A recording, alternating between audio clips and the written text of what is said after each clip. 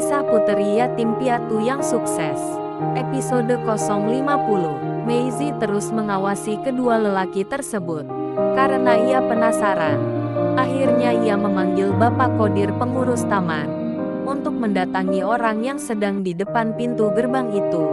Tanyakan ada keperluan apa mereka di sana. Tidak banyak tanya. Bapak Kodir langsung meninggalkan majikannya itu. Ia langsung menuju pintu gerbang. Setelah ia membuka pintu gerbang, kedua lelaki itu langsung pergi begitu saja. Sepertinya mereka ada mencari sesuatu. Namun dengan kepergian mereka, membuat Maisie bertambah curiga. Bapak Kodir langsung saja kembali ke kamarnya. Walaupun tidak dilaporkan, ia yakin majikannya sudah tahu bahwa mereka sudah pergi ketika ia membuka pintu gerbang. Karena hari sudah malam, Maisie memutuskan untuk beristirahat saja. Ia tidak terlalu memikirkan kedua lelaki tersebut. Waktu subuh telah berlalu. Keadaan cuaca pagi itu sangat cerah. Semua pegawai dan karyawan pada libur. Karena hari itu bertepatan pada hari Minggu. Banyak orang ingin mencari suasana baru. Namun lain halnya dengan Maisie. Hari apapun sama baginya. Maka ia tidak berambisi hendak kemana. Seiring berjalannya waktu hari itu, ia tidak menyangka Bran akan datang ke rumah. Karena ia paham bahwa di hari libur, biasanya Bran hanya beristirahat di rumah saja. Tetapi kenapa hari itu datang ke rumah Maisie? Akan tetapi dengan kehadiran Bran di rumahnya, sesuatu yang wajar saja. Karena rumah yang ditempati oleh Maisie adalah di mana Bran dilahirkan dan dibesarkan. Sebab rumah tersebut rumah kedua orang tuanya, yang diwariskan kepada Maisie. Karena waktu itu anak sematawayangnya tidak diketahui keberadaannya, yaitu Bran. Tetapi bagi Bran untuk tinggal di sana ia merasa tidak enak. Semenjak rumah tersebut sudah atas nama Maisie, baginya Maisie mendapatkan hak atas rumah itu memang pantas. Apalagi dia calon istrinya. Dalam perbincangan mereka berdua, Maisie menyampaikan bagaimana menurut Bran bahwa Bapak Asgardian sudah memasuki masa waktu pensiun karena umurnya sudah tua. Sebab Bapak Asgardian dipercaya untuk menduduki kursi direktur utama di perusahaan. Jadi setelah Bapak Asgardian pensiun nanti, bisakah menjabat sebagai penggantinya? Mendengar penyampaian Maisie, Bran belum bisa menjawab. Karena baginya banyak yang harus ia kerjakan. Memang kalau dilihat kepantasan maka ia lebih pantas. Karena perusahaan peninggalan almarhum papanya sendiri. Namun Bran menjawab perlu kita pikirkan lagi nanti. Mendengar jawaban Bran, ia pun paham. Sebenarnya Maisie tidak setuju juga Bran menjabat sebagai direktur. Karena ia menyadari pasti Bran tidak ada waktu untuknya dan anak-anak nantinya. Tetapi Maisie harus menyampaikan itu, agar Bran tidak merasa ditinggalkan. Beberapa hari ini, ia mendapat laporan dari Deki tentang keadaan semua perusahaannya. Namun ia tidak menyangka bahwa perusahaan yang baru bisa menduduki perkembangan dan stabilitas yang paling baik. Karena perusahaan tersebut perusahaan yang sedang bermasalah, sebelum ia memutuskan untuk membeli semua sahamnya. Memang selama ditugaskan di kantor pusat, Bapak Azam memang banyak menyumbang kontribusi buat perusahaan. Sebelum ia ditunjuk sebagai direksi di kantor cabang, maka ia tidak salah memilih. Perbincangan hari itu sangat membuka ide-ide yang baru.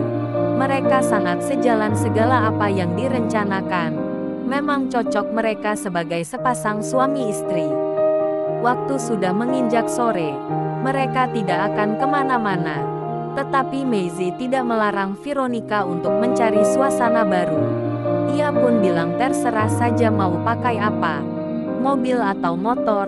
Tetapi bagi Veronica, ia memilih naik motor, karena dengan mudah kalau ada kemacetan. Veronica akhirnya berangkat. Setelah mendapat izin dari majikannya, tinggal mereka berempat lagi di rumah. Tetapi kedua pembantunya sibuk dengan pekerjaannya masing-masing. Maisie bersama Brand tetap di mana biasa mereka bertemu. Tidak juga terasa mereka berduaan. Ternyata sudah hampir malam. Mereka sadar setelah melihat Veronica sudah pulang. Mereka seperti tidak tahu saja. Mungkin mereka malu. Dari tadi tidak pindah-pindah tempat duduknya. Namun Veronica cuek saja. Ia langsung masuk kamarnya. Brand berpamitan untuk pulang. Karena sebentar lagi waktu maghrib tiba. Maisie pun langsung masuk setelah Brand sudah pulang. Maisie berpikir siapa yang akan ia beri kepercayaan untuk menjabat sebagai direktur nanti. Setelah Bapak Asgardian pensiun. Memang ada beberapa bulan lagi. Namun perlu mulai ia pikirkan dari sekarang. Karena sudah saatnya ia untuk beristirahat. Hampir seharian mereka bersama. Tidak lain harapan mereka. Agar rencana mereka akan baik-baik saja. Suasana di pagi itu tampak sedikit ramai. Maklum saja awal hari untuk beraktivitas kembali. Sudah seharian libur kerja. Maka hari itu mulai disibukkan berangkat kerja kembali. Termasuk juga Maisie. Hari itu akan berangkat berkunjung ke kantor pusat. Untuk memastikan tidak ada masalah yang akan mengganggu kelancaran perusahaannya. Maisie melihat jarum jam di tangannya. Sudah menunjukkan pukul 8.10 menit. Ia akan berangkat ke kantor pusat bersama Veronica. Belum lama mereka meninggalkan rumah. Deki memberi kabar bahwa mes untuk karyawan swalayan sudah selesai. Mereka sudah semalam tinggal di sana. Namun hari ini ia belum berangkat ke kantor. Karena kurang sehat. Maisie hanya membalas dengan kata terima kasih. Dan menyarankan untuk berobat ke dokter. Tidak terasa Veronica telah masuk lobi utama. Tempat parkir biasa dikala berkunjung ke kantor. Setiap Maisie berkunjung ke kantor. Ia selalu mengumpulkan pegawainya. Ingin mengetahui apakah ada kendala dalam pekerjaannya. Namun semua pegawai tidak terkecuali Bapak Asgardian menyampaikan. Semua baik-baik saja dan lancar. Maisie menyampaikan dan memberi apresiasi kepada semua pegawainya atas kerjasama yang baik. Karena sudah jelas dan kebiasaannya, Maisie tidak pernah lama di kantor. Setelah itu ia melanjutkan perjalanan kembali. Semenjak ia memimpin perusahaan itu, semua pegawai maupun karyawan selalu aktif kerja. Belum pernah ia mendapat laporan pegawai yang malas-malasan masuk kerja. Tidak seperti waktu ia masih bekerja di bagian cleaning service dulu. Tetapi orang-orang yang banyak bertingkah memang sudah ia singkirkan semua. Karena waktu masih panjang. Ia masih ada tujuan lain. Sebab 2 hari yang lalu, Maisie mendapat informasi bahwa ada sebuah perusahaan akan melakukan pemutusan kerja besar-besaran. Namun ia tidak tahu apa penyebabnya. Namun ia merasa kasihan kepada karyawan yang kena dampak pemutusan kerja. Akhirnya ia memutuskan untuk bertemu dengan bos perusahaan tersebut. Apalagi ia sudah kenal baik. Maisie akhirnya memberitahu alamat yang akan dikunjungi kepada sopirnya.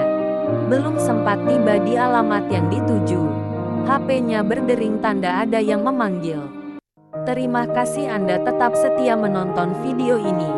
Tonton terus video selanjutnya hanya di Rafflesia Channel. Agar tidak ketinggalan video terupdate terbarunya, jangan lupa di like, share dan subscribe.